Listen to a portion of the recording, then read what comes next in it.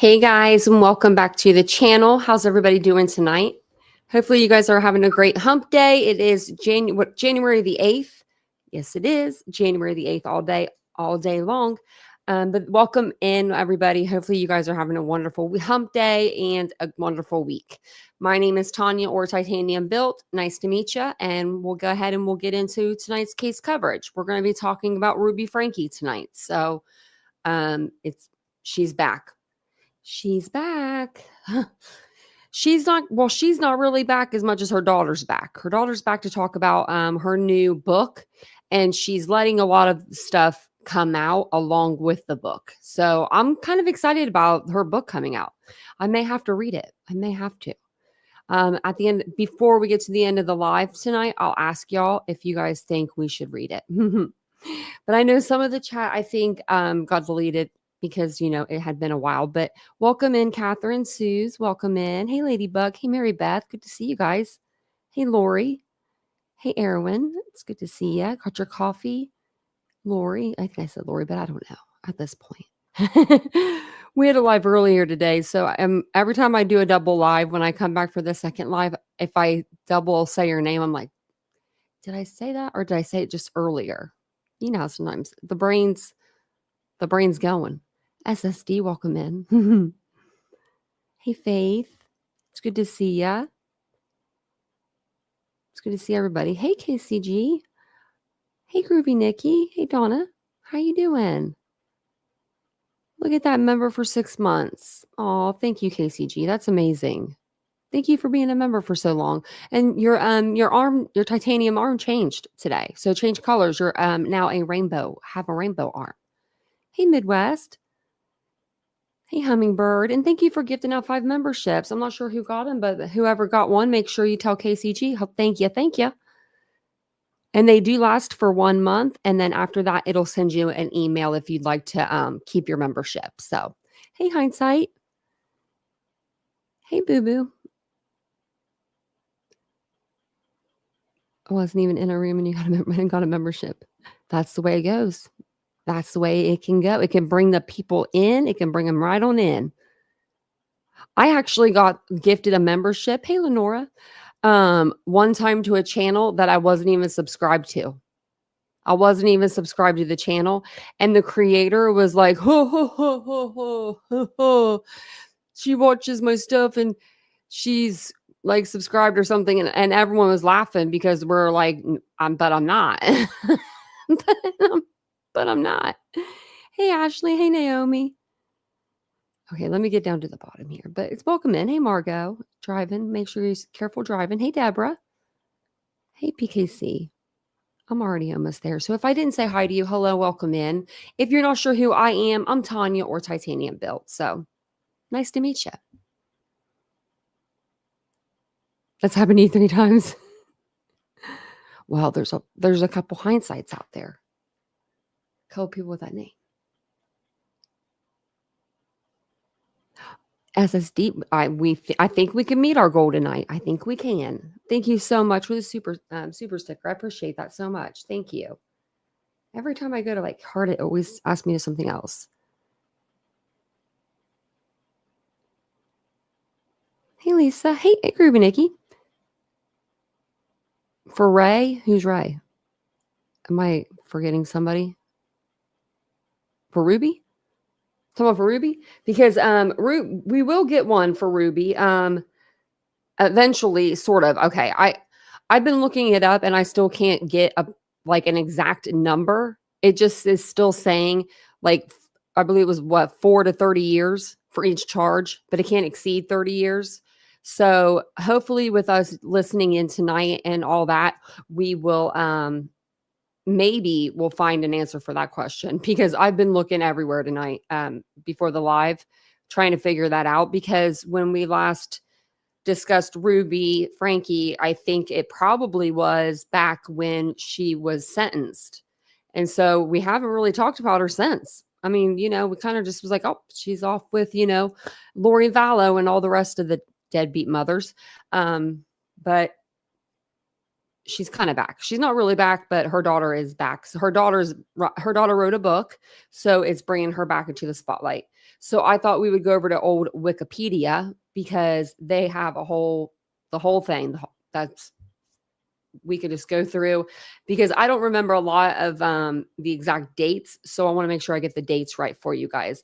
But if you guys don't know, and I won't read it word for word, but Ruby Franke was a mother and a vlogger of a show, or a YouTube channel called 8 Passengers.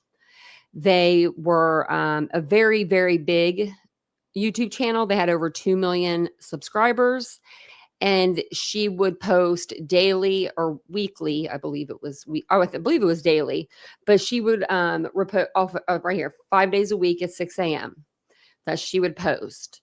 So she would post about family life, vlogging, those type of things. Well, little things started coming out in her vlogging that it perked people's attention. It perked their ears up a little bit.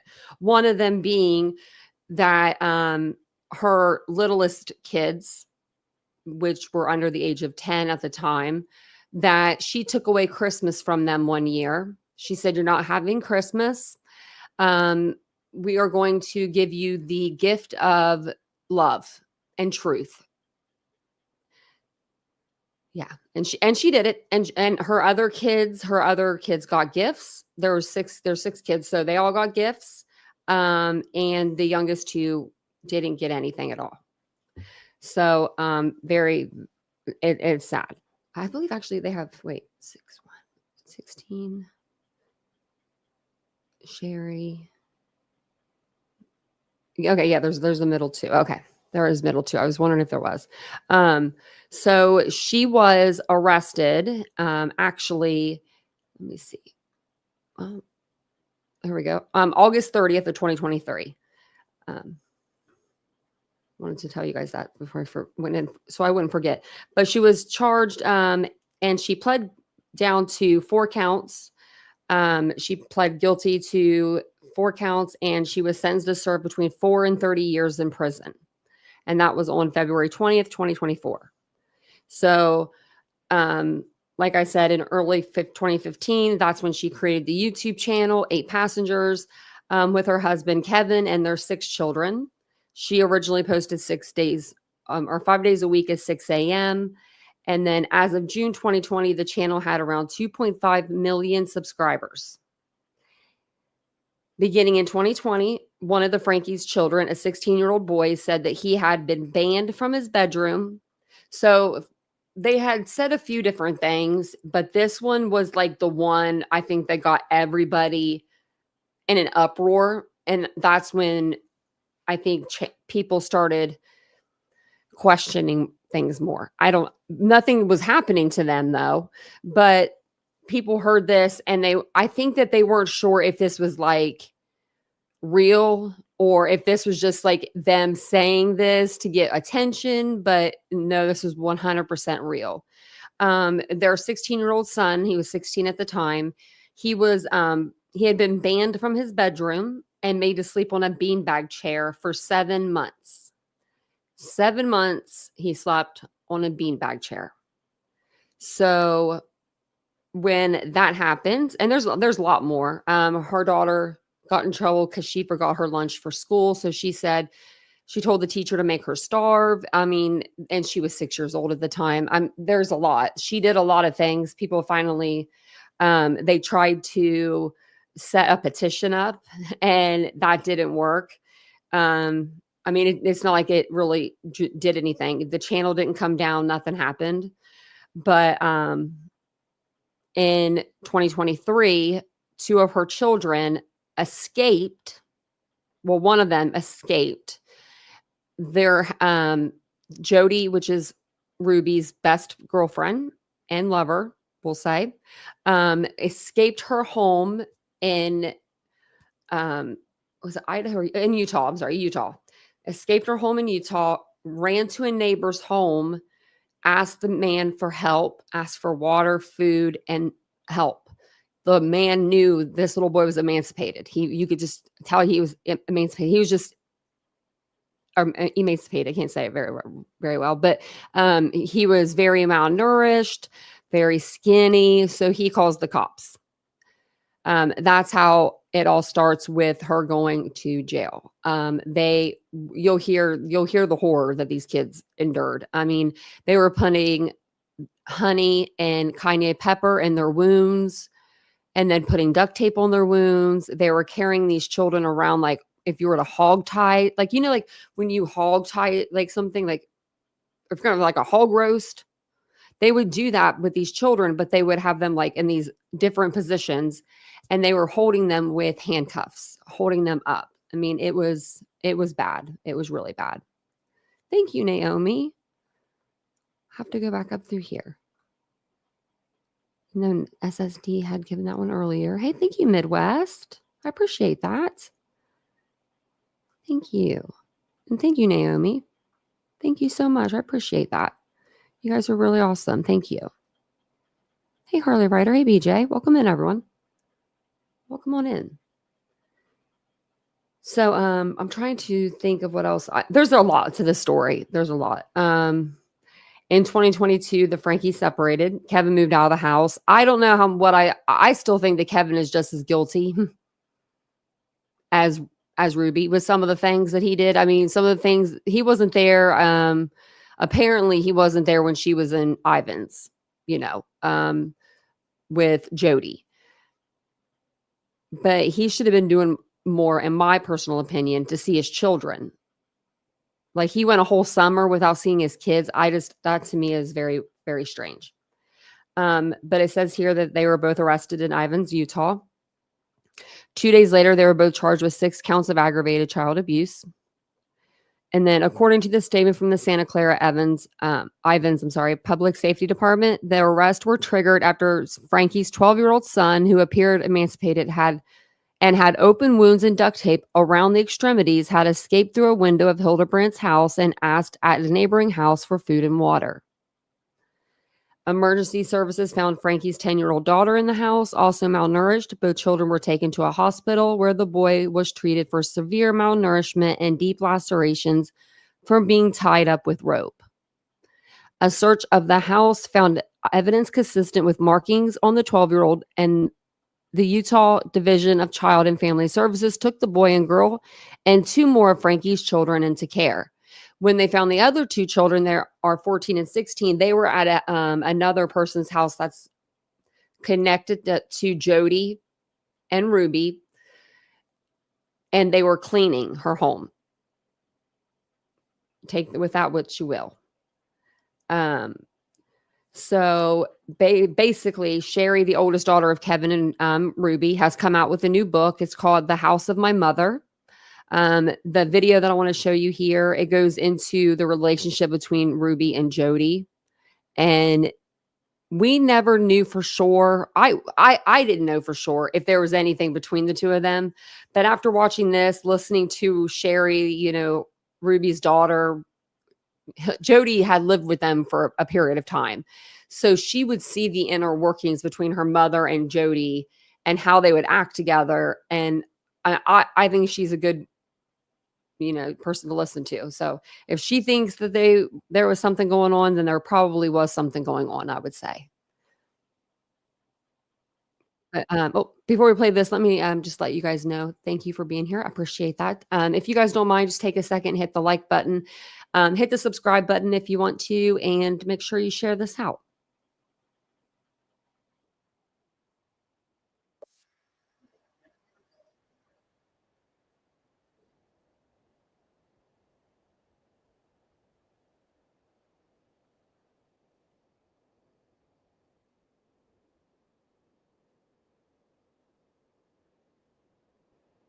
Oh, I didn't put it on here. Specifically, here we go. this update regarding the dynamic between child abuser Ruby Franke and her daughter Shari Franke that was explored in a new book. Now, before we even get into that, I have to talk a little bit more about Shari and this family, because you see, Shari had grew up in front of a camera.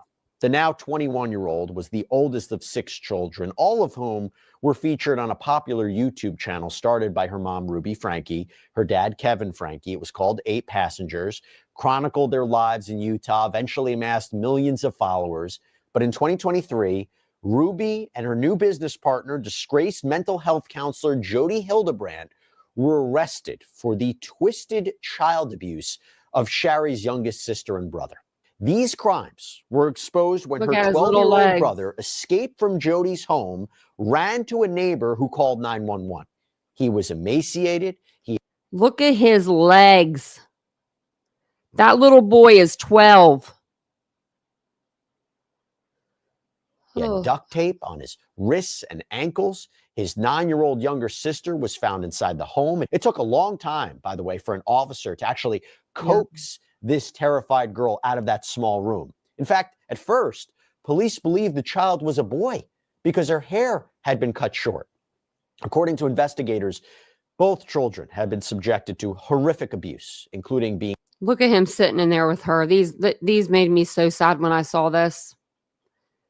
Like, that they had, I think it took them 5 hours or something like that to get in that room with her, to finally have her feel safe enough for them to come in.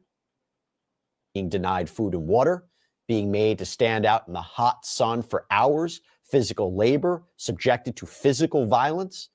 And it turned out that Ruby had written about much of this abuse in a journal. She and Jodi reportedly believed that they were doing God's will by using punishment to exorcise demons that had taken over the children. Both Ruby and Jodi, they eventually entered guilty pleas to 4 counts of aggravated child abuse. They were sentenced to spend at least 4 years in prison, but that could balloon up to 30 years. It all depends on what Utah's parole board ends up deciding. Now, of course, nothing even close to that level of trauma or abuse was ever shown in 8 passengers' videos, but there were red flags. There were definitely red flags. Online sleuths uncovered clips that Ruby had posted to social media where her oldest son talked about having to sleep on a beanbag chair for months. There was a clip of Ruby saying how she refused to take her youngest daughter's lunch to school when her daughter forgot it at home. And I just want to make it clear, right? These weren't live. These were not live. So but Ruby edited and put these up and thought that there was absolutely nothing wrong with putting these out. Thank God she did. Thank God she did. But you go back to Shari. So the family's home was in Springville, Utah, but Ruby had started spending these long stretches of time away with Jodi Hildebrandt. And at one point in September of 2022, Shari had called Springville police asking them to do a welfare check at the home. She had claimed that her brothers and sisters had been left at home alone while their mother was in St. George. Shari told them that she got a call from a neighbor who said that the kids had been alone for 5 days. As for Kevin, the kid's father, he apparently had been forced out of the home, reportedly at Jodi's suggestion, was living elsewhere. He claims to have not known what was going on with his children during that time. He had filed for divorce from Ruby once she got arrested. And Kevin told the Salt Lake Tribune that Jodi had told Ruby that they shouldn't answer the door if the Department of Child and Family Services came knocking. Without a warrant, social workers or police couldn't enter the home. By the way, Kevin is now working with the Utah legislature to update child welfare rules, saying there are too many loopholes in the system. But again, going back to Shari, she had moved out of that home, was reportedly estranged from her family, attended Brigham Young University in Provo, Utah. And on the day that Ruby was arrested, Shari had posted a photo of police in her old neighborhood saying only "finally." And then in a separate post, she wrote, "Today has been a big day. Me and my family are so glad justice is being served. We've been trying to tell the police and CPS for years about this and so glad they finally decided to step up. Kids are safe, but there's a long road ahead. Please keep them in your prayers and also respect their privacy." And since then, Shari Franke has given a few updates on social media about her life, especially what we're going to talk about now, the release of her autobiography, The House of My Mother, A Daughter's Quest for Freedom. And also, by the way, she announced over the holidays that she's engaged. And in the post, she wrote, "I'm excited to share that I'm engaged. However, for me, this is the end of me sharing my private life. I've had my voice and agency taken for so long, and now I'm putting my foot down. I'm not going to talk about my wedding, future husband, or future kids. I'll continue to advocate for kids who didn't have a voice. So you'll still be seeing me, don't worry. But this is closure for me. I'm moving on with my life, and that's true freedom and joy. Please respect my privacy and the privacy of my future family, and don't speculate or pry. This is my wish and my gift to my family." And by the way, we also recently told you about Shari's testimony in front of the Utah legislature. I can completely understand her not wanting to put that stuff out, you know? She wants to protect her children. She wants to protect her family. A committee about family vlogging. And Shari says not this family, but her future family. Mom's obsession with fame and money meant she had to grow up online in front of millions of people. So she's now advocating for stricter regulations to protect other vulnerable kids. By the way, if you follow us here on Sidebar, you know we try to put a lot of episodes out a day. It gets kind of busy here, Okay, they're going to do, I knew he was going to do a little promo there. Okay. And you'll get an extra 25 cents back on every gallon on your first tank of gas. Hope you can check it out. But now I want to talk about some experts from this book, House of My Mother. So to do that, I want to bring in forensic psychiatrist, Dr. Daniel Bober, to talk more about this. Dr. Bober, thanks so much for coming here on Sidebar. Appreciate it. Great to be here, Jesse. Now, first, Dr. Bober, writing a memoir, for many maybe who might be cynical of this, there are people who could say, oh, this is just a cash grab. But it might be deeper than that, right? Others might see this as a cathartic way to help them, to help someone, right? It's a cathartic way to tell their story and share this story, especially for somebody who was advocating for other children that might be in a similar position. What's your take on writing a memoir like this and what effect it might have on the person writing it? So, Jesse, it's easy in our cynical society to see it as a cash grab, but as you said, I think it might be something deeper. It could be something therapeutic for her or cathartic. And if she could spread her story and other kids out there are touched by this, or other families, and that causes them to come forward, then I think it was all worth it, right? I mean, we know that 1 in 4 girls and 1 in 13 boys are abused every day in this country. Over 500,000 victims of child abuse every year. So I think this is a good opportunity to put the word out and try to get people to come forward. And I think this story really just exemplifies our society and how obsessed we are with image. I call it sometimes the Facebook fallacy or the Instagram illusion, how we project a certain image to the world, but nothing could be further from the truth. So I think this really shows that. And it's not easy for someone to recount these episodes. Well, I mean, she put it out there. She put the bad stuff out there. We didn't know all this stuff. We didn't make it all up. She told us. Episodes either, right? Oh, absolutely not. I mean, in a sense, she's re-traumatizing herself. And that's what happens with kids in this country who go through abuse. And we call this in our field adverse childhood experiences.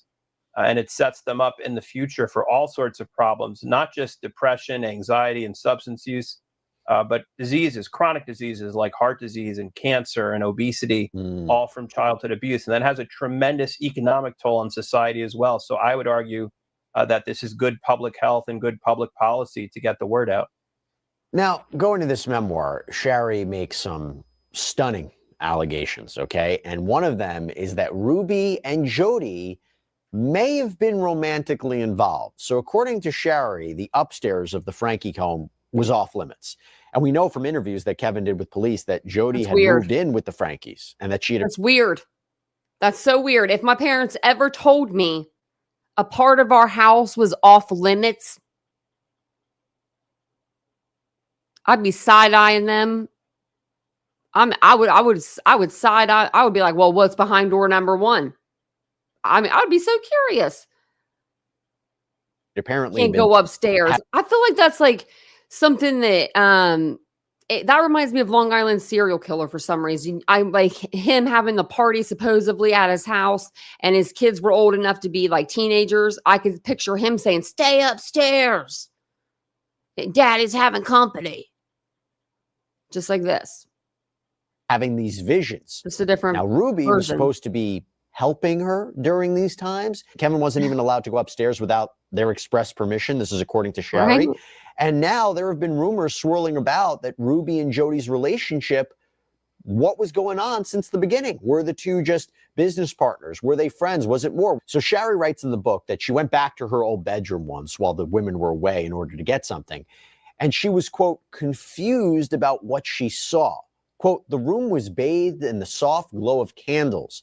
The air was heavy with the scent of lavender and vanilla wafting from the massage oils on the dresser. I quickly grabbed what I needed and got the hell out of there, feeling like I just walked into someone else's honeymoon suite. The only thing missing was rose petals on the bed.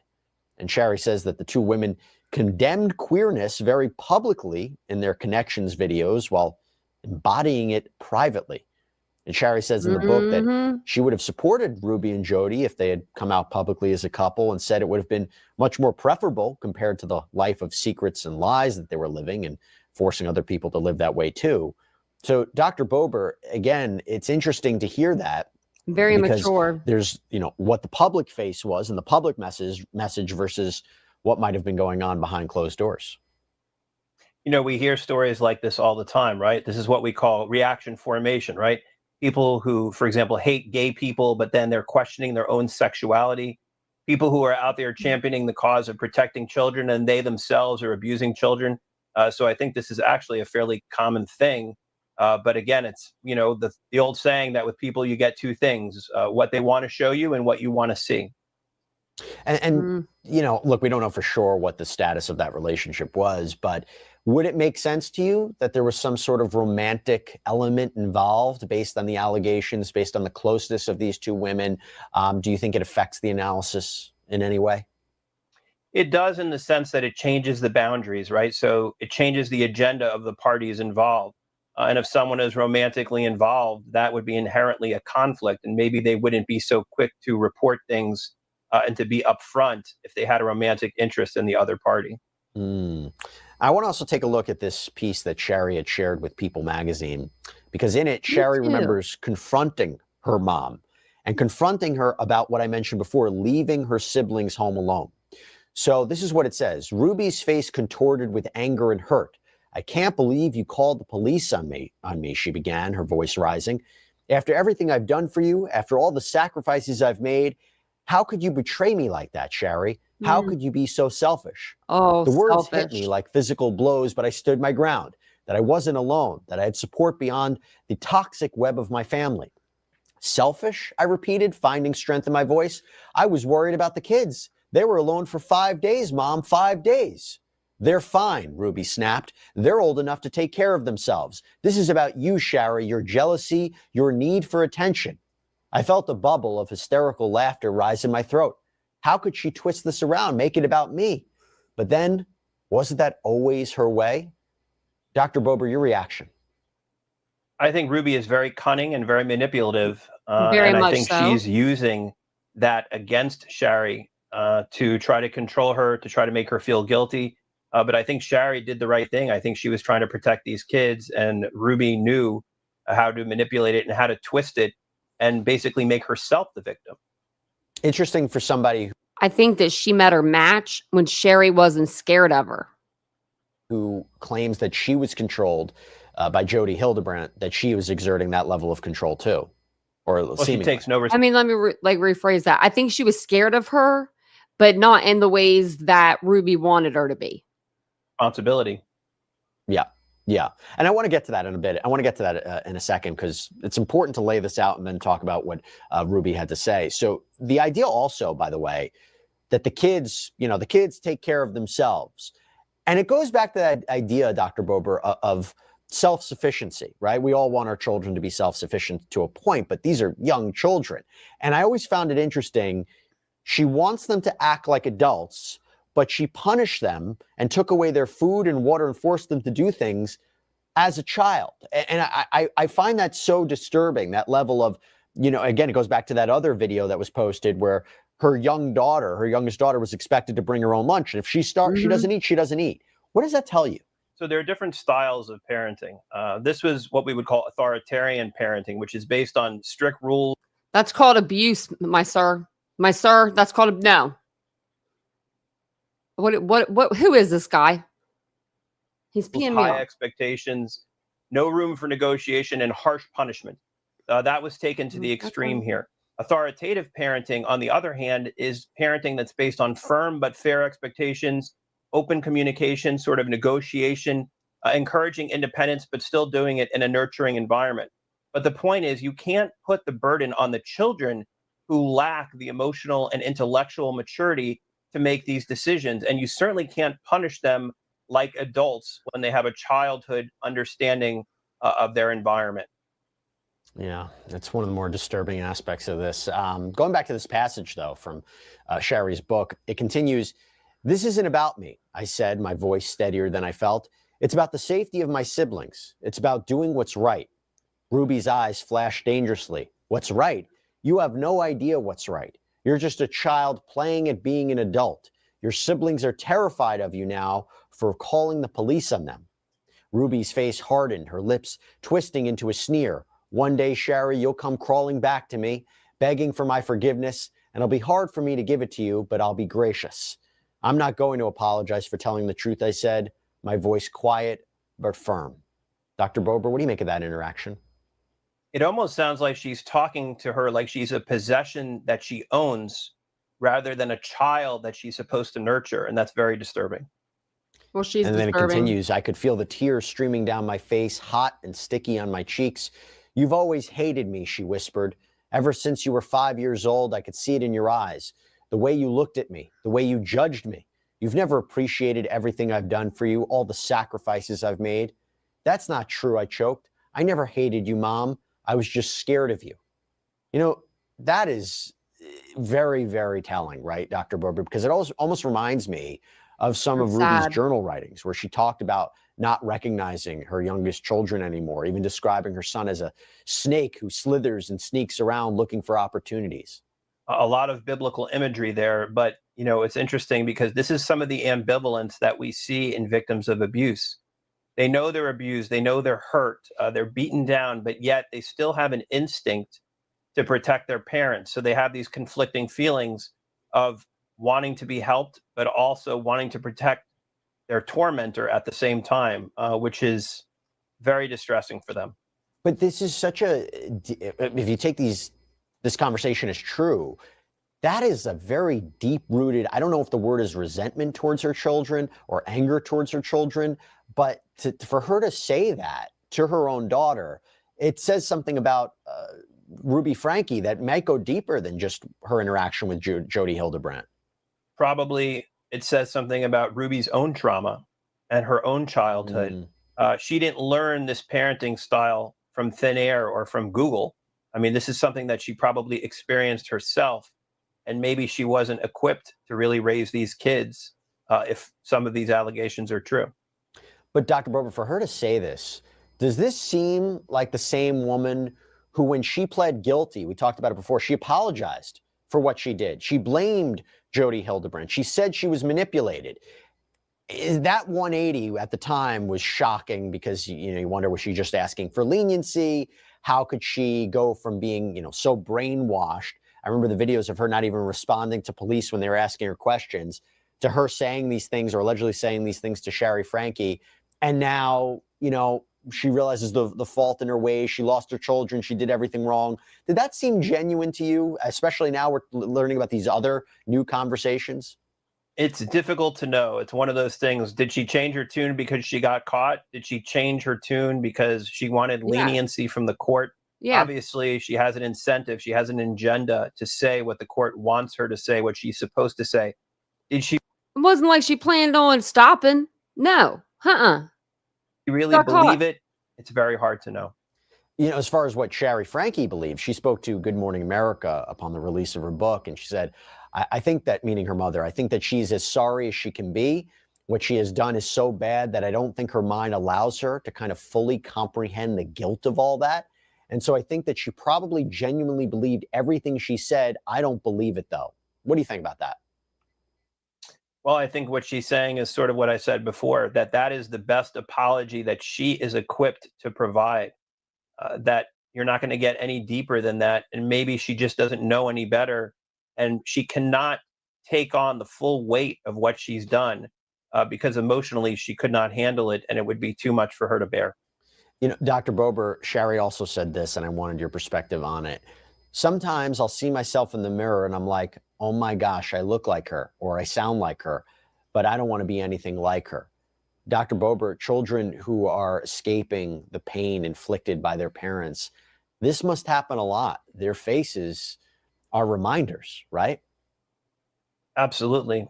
And usually one of two things happen. Either the cycle of abuse continues or the child grows up and decides that they don't want to be anything like their parent with their own children. Do you ever see a reconciliation here? You know, you ever see them? I don't know if Shari or any of the children would ever be open to it, but in your experience, do you ever see, you know, whether she's still in prison or when she gets released, do you ever see Ruby Franke making amends with her children in some way? Maybe down the line, but I'll tell you something. I think if the kids are able to forgive, maybe it will be more for them and their peace than it will be for Ruby. Maybe they'll come to terms with it. Maybe they'll find their own peace and be able to forgive her so that they can move on, not necessarily for Ruby's benefit. And I believe Shari Franke had told ABC, Good Morning America, about forgiveness. But what that looks like, we shall see. Dr. Bober, thanks so much for coming. I wouldn't think that there'd be any forgiveness there. I mean, Shari is old enough to, you know, to know right now if she thinks she's ever going to forgive her mom or not. And I don't think she's going to. She's going to have her own children. She's about to be, she's engaged now. So I'm sure she'll be married within like a year and then, be having babies and all that stuff. So I'm sure that she's not going to want anything to do with her mother. But I do hope that she's, getting the therapy and everything she needs. And I'm pretty sure she is. She seems like a very smart girl. Now this is just the one that they were talking about, the Good Morning America exclusive that came out. So I thought we would watch it over this. And then we'll hear from Kevin Franke. He has some stuff he said about her being in the cult and stuff. Now we're going to go to our GMA exclusive with the eldest daughter of mom influencer Ruby Franke, who pleaded guilty to child abuse last year. Shari Franke is now sharing her story in a new book, including allegations about her mom's relationship with her former mentor. She spoke with Eva Pilgrim, and good morning again to you, Eva. Good morning again, Michael. Shari Franke knows so much of her life has been out there in the headlines, but now she's taking back her story, writing a memoir, carefully sharing her experience. She was the Utah mommy influencer known for her no-nonsense parenting. I'm only going to say it one more time, and then you're going to lose the privilege to eat dinner. Ruby Franke sharing her life at home with 6 children to her more than 2 million followers on YouTube. Today, we are starting off our day the way we do every day. But Ruby's social media empire quickly unraveled when her youngest son escaped in August of 2023. This chilling 911 call leading to her arrest. I just had a 12-year-old boy show up here at my front door asking for help. And he's said he just came from a neighbor's house. He's emaciated. He's got tape around his legs. Now, for the first time, Ruby's eldest daughter, Shari, is telling her story in a new memoir, The House of My Mother. Sometimes I'll see myself in the mirror and I'm like, oh my gosh, I look like her or I sound like her, but I don't want to be anything like her. Shari, who says she was cut off from the family when she left for college, detailing abuse she says her mother inflicted throughout her childhood. When I was younger, around 5, 6, Ruby was really physical, whether it was a slap to the lip or a slap to the cheek. When I would practice the piano, her hand would slam and it was really scary. And honestly, when she met Jodi, that kind of stopped. Enter Jodi Hildebrandt, a Mormon family counselor and mentor to Ruby. Could you feel the shift when Jodi came into your family's life? I could, for sure. I could feel the shift. I was like, oh, Jodi, I don't like her, but maybe this is one good thing that's come from it, is she's not yelling, she's not hitting us anymore. But it did become more psychological, and in a way that was more damaging to me. In 2022, Hildebrandt moved into the Franke home. The children's father, Kevin, moved out shortly after. I certainly got weird vibes from Jodi and Ruby. I don't think it's normal at all that a therapist would move into her client's home. I was moving out to college and I hadn't even left the house yet, and she is in my room and in my bed. What was that relationship between the two of them? Ruby tried to be secretive about it, and so I don't know all the details, but just the vibes that I was getting was that something was strange between them. In the book, Shari writing about messages between the two she says she found on Ruby's laptop after their arrest that confirmed for me the truth about the nature of her relationship with Jodi and how it had spilled over into the physical. Ruby expressing her frustration about having to cater to Jodi's needs for physical affection without getting anything in return. Were they romantically involved with each other? I never saw anything specific about that. Do you think they were more than friends? Squeaky. I'm not sure. ABC News reached out to Ruby and Hildebrandt for comment, but did not hear back. Both women pleaded guilty to 4 counts of child abuse against the 2 youngest children, but not Shari, and will serve at least 4 years in prison. To my babies, my 6 little chicks, you are part of me. That's about all they are. Did Hopefully. you believe that she was apologetic? I think that she's as sorry as she can be. What she has done is so bad that I don't think her mind allows her to kind of fully comprehend the guilt of all that. And so No, that's not the reason, honey. No, she knows what she did. She doesn't care about what she did. And if she had the chance, she'd do it again. I think that she probably My genuinely opinion. believed everything she said. I don't believe it, though. Shari now trying to turn her pain into purpose. There is no such thing as a moral or ethical family vlogger. Advocating to restrict family vlogging with children too young to consent. Is there anything that you would say to Ruby if you had the chance? Probably tell her I'm happy without you. Like, I was scared of her for so long, and I am pure without her approval, and I am just fine. Have you forgiven Ruby? Forgiveness is something I've had to like study a lot and kind of think about what it means. But for me, forgiveness would look like not letting that consume every moment of my life and all of my thoughts.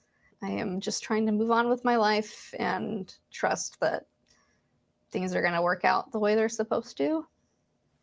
And we know Shari reached out to authorities about alleged abuse of her younger siblings multiple times without help. We reached out to the Utah Department of Child and Family Services, and they cited their policy of privacy. Shari is now focused on rebuilding her relationship with her siblings and her father, who told ABC News he is proud of his daughter. The House of My Mother, A Daughter's Quest for Freedom, is available now, and she has some. Yeah, you can actually get it on Amazon. I was thinking about getting it. It's $23. It's actually on sale. It's 22% off. 22% off. I figured we would listen to this. I was listening to it earlier. It is Kevin, Ruby's husband, talking about the relationship between Jodi and Ruby and like the whole cult like atmosphere. So I tried to listen to this earlier and you couldn't listen to it. It was like so quiet. So I got a sound booster, so it should play a little bit louder. I just have to boost the sound. So I have to hit play first, so it'll be quiet for a second, and then I'll boost the sound. So I just wanted to give you guys a warning because I didn't want to hurt your ears. And brought her back to their home in Mapleton, and she lived for 6 weeks in that home in Mapleton. And that's as loud as I can This get is it. where, like, I don't know what happened, but I do know that there's two different sides of stories. They tried to introduce her to a new cult lady that the Hannahs were getting into. So they wanted to merge their cults into one, apparently. And they referred to it as a cult at the time. Oh no! Yeah, to go No one in a cult says I'm in a cult. Right. I was going to try to make the closed captionings bigger, but I don't know if I can because it keeps wanting to click on the thing. See? But from your perspective, it looks like two cult leaders merging together. From where I stand now, absolutely. According to No, I don't think the time's up on the goals yet. Jodi, she was held against her will for 6 weeks and was kidnapped, and she escaped and got out. Let me see. I According can to start the another Hannahs, one. After 6 weeks of Jodi stabbing herself with forks and knives, cutting herself, and wanting to commit suicide and trying to seduce the husband of the family, they kicked her out. I don't know what's the truth. Maybe a little bit of both. I don't know. But the point is, somewhere around mid-April, Jodi was back in her home in Ivins, and she was a hot mess. And she reached out to Ruby for help. And Ruby was always jealous of the Hannahs that they had a better relationship with Wish I Jodi could make than this. she did. Ruby, and this is like goes back to her childhood. She wanted to be the best friend. She wanted to be the most liked. She wanted to be the one that everybody knew. And so it hurt her that she felt like she was being excluded from what was going on at the Hannah's house. And then she'd say, "Why are so many secrets?" And the Hannahs would say, "It's not secret, it's sacred. And when the time's right, you can know too."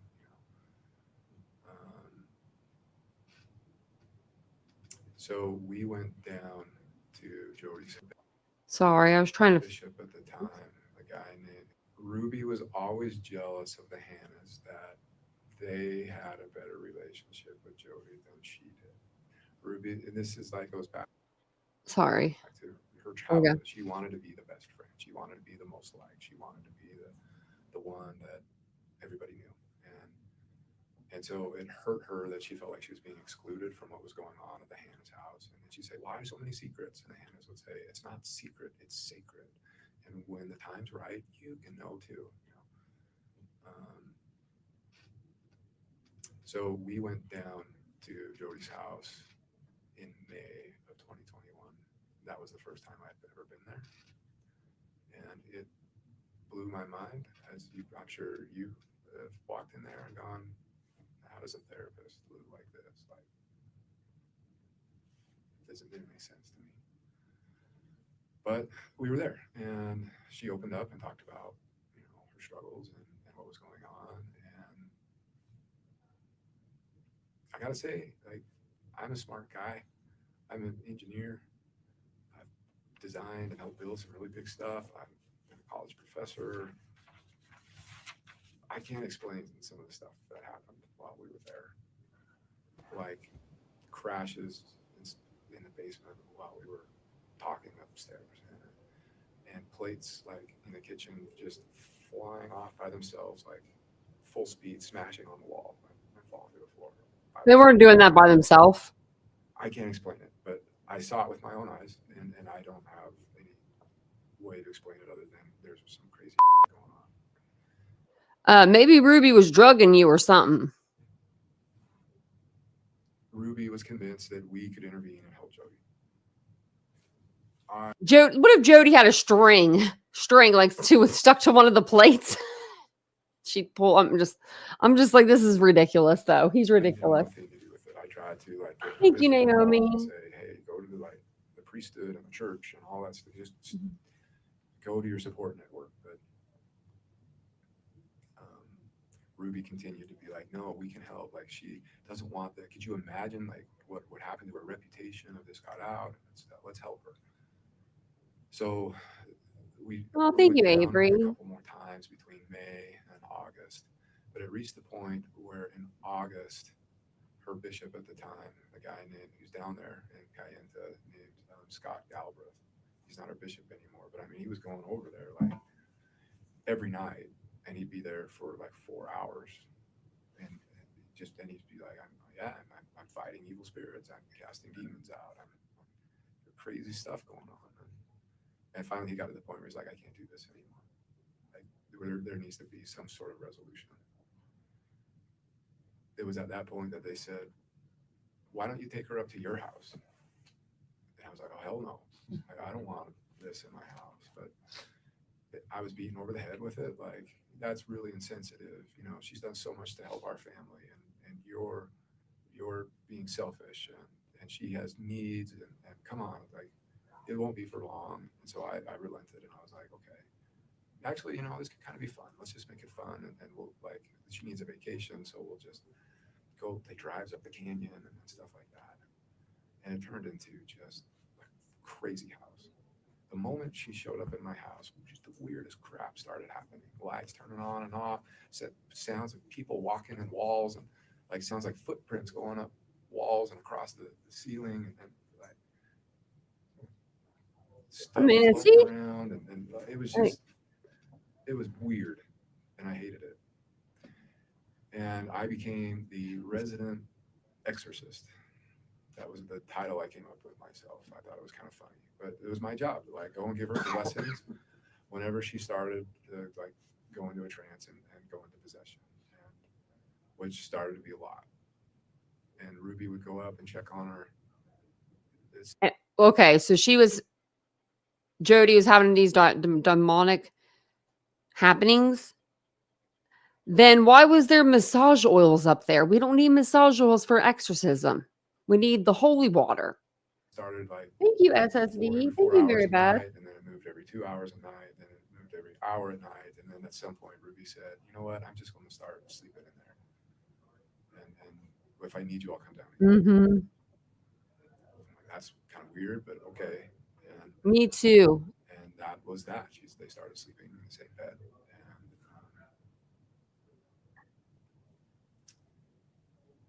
then she started having like trances and stuff. I would say probably September, where she believed that she was going to heaven and seeing God and Jesus and talking with them. And she would get together with Pam Botcher. Ruby, Pam, and Jodi would get together and do these interventions. That's what they call them. And so they just go up and lock themselves in a room for 4 or 5 hours, and then they'd come out and they'd all just be on cloud nine. And Ruby would share with me, like, she had this amazing vision, and I wrote it and recorded it all down. And we have a work to do from God, and you're part of it, and the bishop's part of it, and we're all part of bringing all this stuff to the world. Woo, she was a little bit nutty. I mean, but that's no excuse. What she did to her children is unexcusable. And I hope that they're doing good. We're actually going to read about them right now.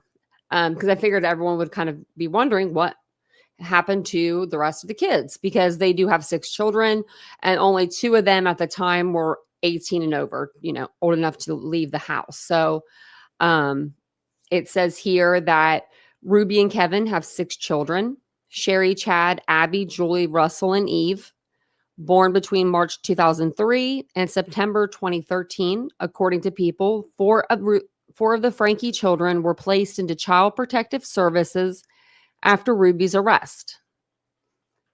Oh, thank you, Squeaky. Thank you. I just saw all the little thingies. It gives you like confetti. And I like watching the confetti. Thank you so much for the $5 super sticker. That's so sweet of you. Thank you. Well, look at that. Oh, thank you, Jenna. You guys are so nice. Thank you so much. You guys are very sweet. Thank you. What else were we saying? Let's see here. Thank you guys for helping the channel out. I appreciate that.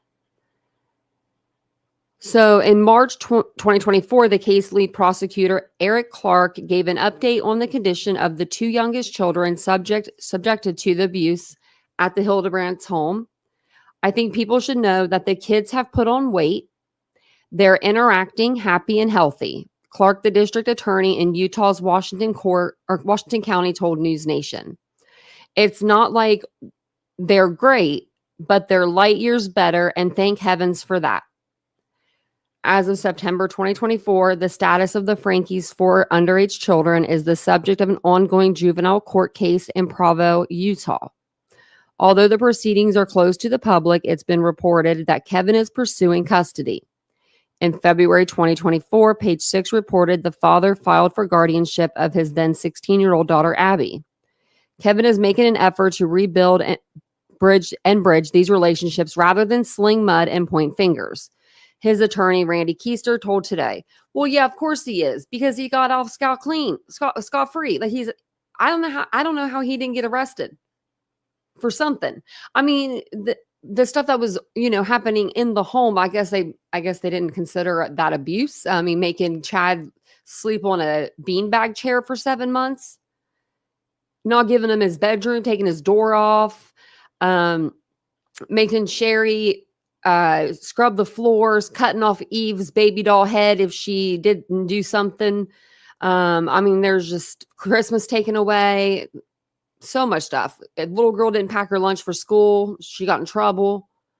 If I was 6 years old, and my mom would have never made me pack my lunch. She would have known better. She would have been like, she would just put some like fruit roll-ups in there and go. Like, really, you know what I mean? Like, who gives that responsibility to a 6-year-old? Like, just, no, not a day. Yeah, a beanbag chair. She made the oldest son, sleep in a beanbag chair for 7 months, like a growing boy. When you're 17, you're growing and all the things. Hey, Stephanie.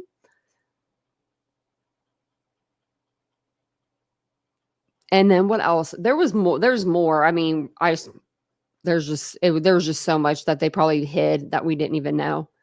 I mean, they were out of the home and they had the kids living in there, but Shari and Chad weren't there because they were old enough to have moved out at the time. But the 14, the 16-year-old, and then the youngest 2, I think it was 12 and 8, they were all in the house just by themselves, just hanging out. chilling. Cops came and did a welfare check. I don't know. It's just very weird. Very, very weird. But yeah, I mean, no, you have to give your kids shelter. You have to give them a bed. You have to give them food. You have to, treat them with, some sort of respect and dignity. I would feel like as a parent, you should. She was evil for that. Yeah, Tempest. And then she's told the school, just let her starve. Don't give her food. Don't you give her food. That's what she told the teacher. Because she said the teacher gave her food before. Man, I know, Tempest. My mom packed my lunch and my dad's lunch. And my brother's lunch. He's 9 years older, so he kind of was out, like out of the house when I was like, she was still packing my lunch, but she packed my lunch every day for school. I didn't eat the cafeteria food because I was a weird kid. I'm still weird. But I hated school lunch more than anything. And she would pack my lunch every single day. I mean, up until the day that I stopped going to a public school.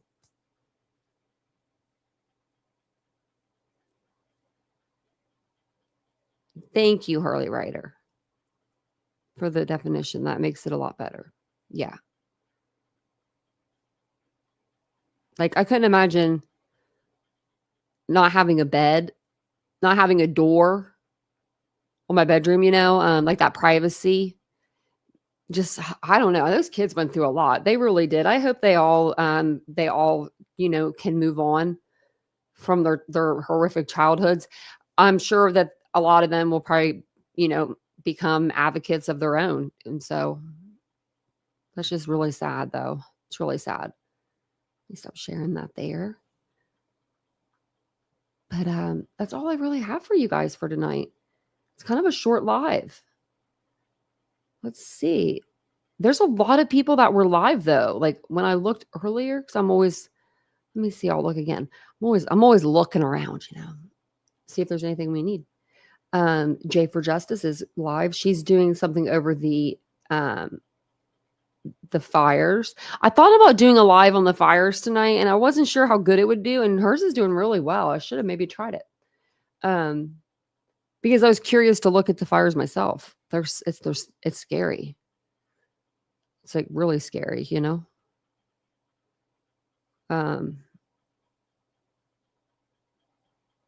Well, I guess I don't really know anybody that's live. I guess Pascal's live. I don't follow him, but he's talking about the fires. Hey, there I am. I don't actually know anybody. I don't know any of these people that are live, so I'm sorry. Just kidding. It's like a lot of people, but it's not showing me like anyone I know. I wonder who all these people are. Did I do something weird to my analytics today? Did I watch something weird?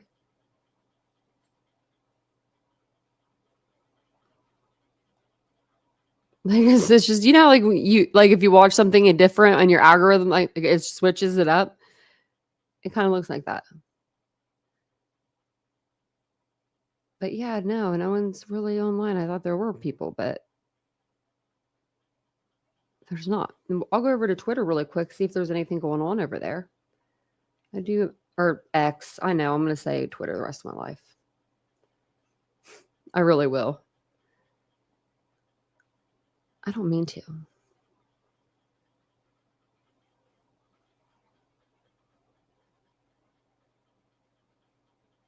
Wow. SF said 35 minutes ago. Vincent's mom lives right outside of LA, but Vincent said it looked like the fires were going north and not south, and they live south. I don't know, but a fire can turn any direction, anytime. But he says, if you're in LA, just get out. Cars are going to break down or run out of gas and cause gridlock on the streets. Just go now. The fire is everywhere. We are at 0% containment. Wow. Let's see if there's anything else.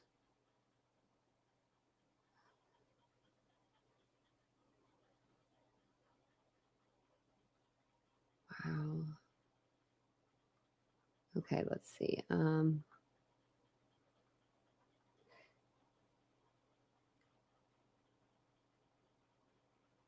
trying to find where we can look at them.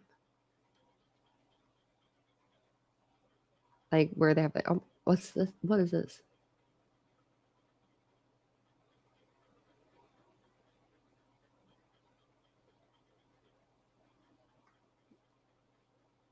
Hold on.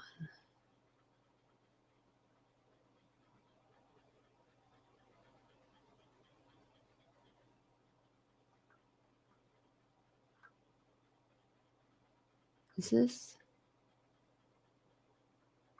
I'm trying to see if this is like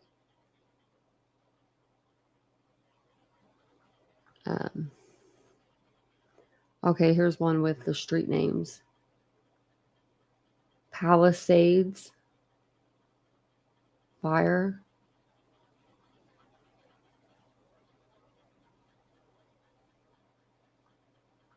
I'm trying to see.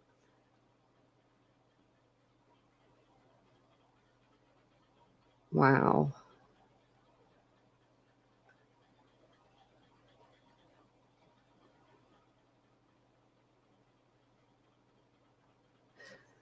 Let's see if we can. There, Los Angeles. Wow, look at this.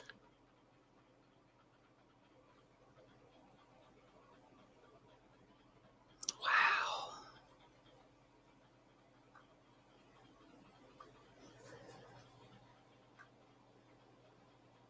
There was a video going around with this person in their home, and like the fire was like all around them, and then they're just in their house. Like, it's going to burn down. I mean, I don't know. Man. I want to see like new picture, like more pictures.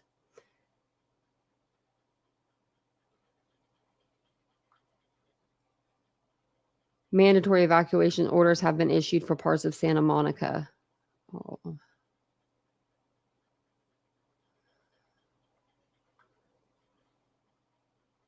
That's sad. That's really sad, guys.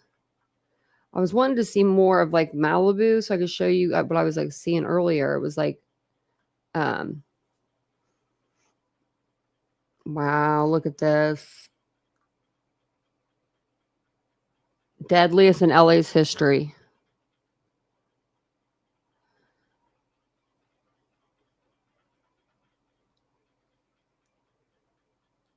It makes me want to go out there and just like help or something. Wow, that's incredible.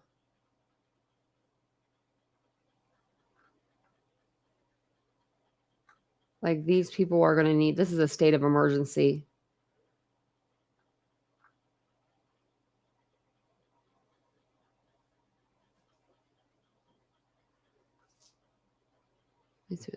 Oh wait, that's the same thing I think that we were looking at. Yeah, it was. I just went back up to the top on accident. I was seeing if there was something else we didn't see. This is what I was, okay, look at this. This is what I was talking about. Look at this person. Why would you be in your home? I think it was a backyard fire or something stupid. But he's in there with his dog. Just be okay. You're gonna be okay. Hi. You're gonna be okay. No, you're not. Dude. Oh shit. I hope you are. Don't worry about that, dude. Wires. Look at that. Oh shit. It's so dry there. Yeah.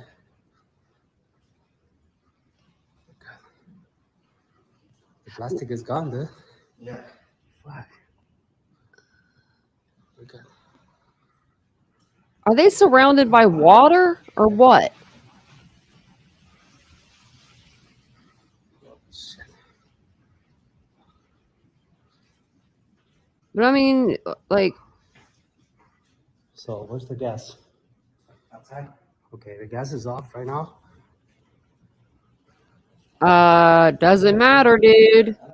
The gas is off. No, don't open the window. Don't open. Don't open a window. Just stay over here. Fuck. I hope those people got out.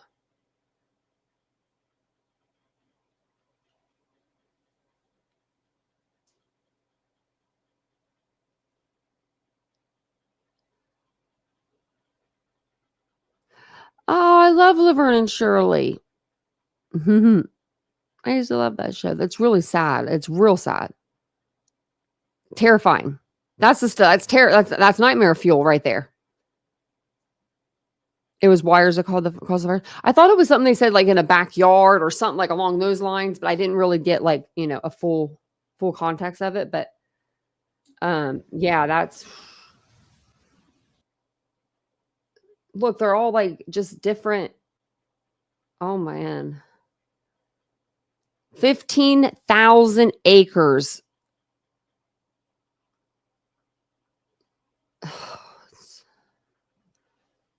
Look at this before and after.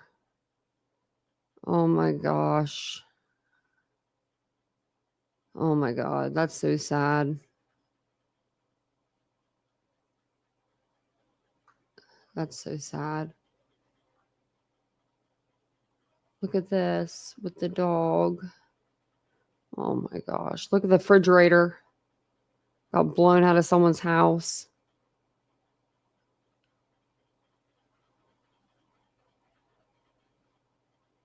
Okay. It's up through here. I'm trying to like. Vincent needs to call his mom again and his brother. But his brother's not close, I don't think, to that.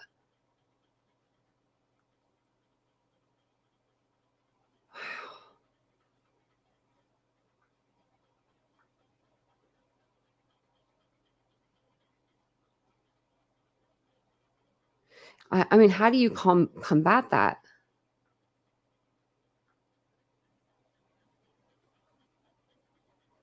Like, I just don't even know how you'd even combat it. Look at this.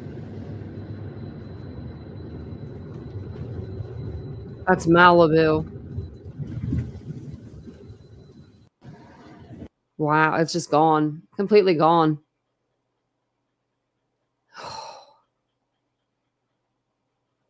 Family had a fire pit. Okay, because I thought it had something to do with someone in the backyard. Wow, maybe that's what it was. Can you imagine them being them people? Like, you're like, I didn't mean to. I don't know what you say to that, but I'm telling you, if you've never been to California, it's drier than dry. It's so dry. Like you look for the greenery. You're like, where's the greenery other than the palm trees? Like, because it's that dry. It's just so dry. Now, if you want some pampas grass or something, that's the place to be. But it literally is really dry out there. I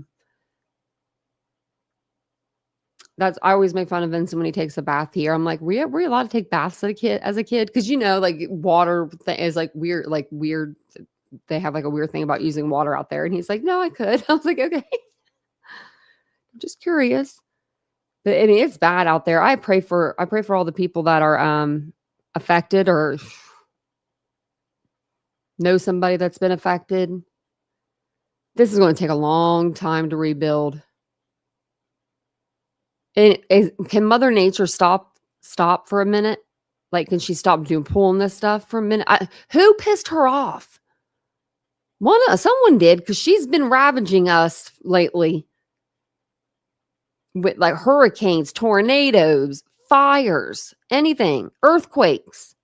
We've had it all. Yeah, he's rescuing people. Yeah. Yeah, so he can't take, the phone call between Hong and the TBI that Hong was trying to pretend like he was going to do. Man. But I do hope everybody's okay. And if you're from, LA, Hollywood Hills, you need to get out of there. You got to make sure you get out of there. So floods. Yeah, that's what I meant to say when I said hurricanes. I don't know. I meant to say floods with that, but yeah, it's just been insanity. But thank you guys all for being here with me tonight. I appreciate it so much. I respect Steve too. I really do.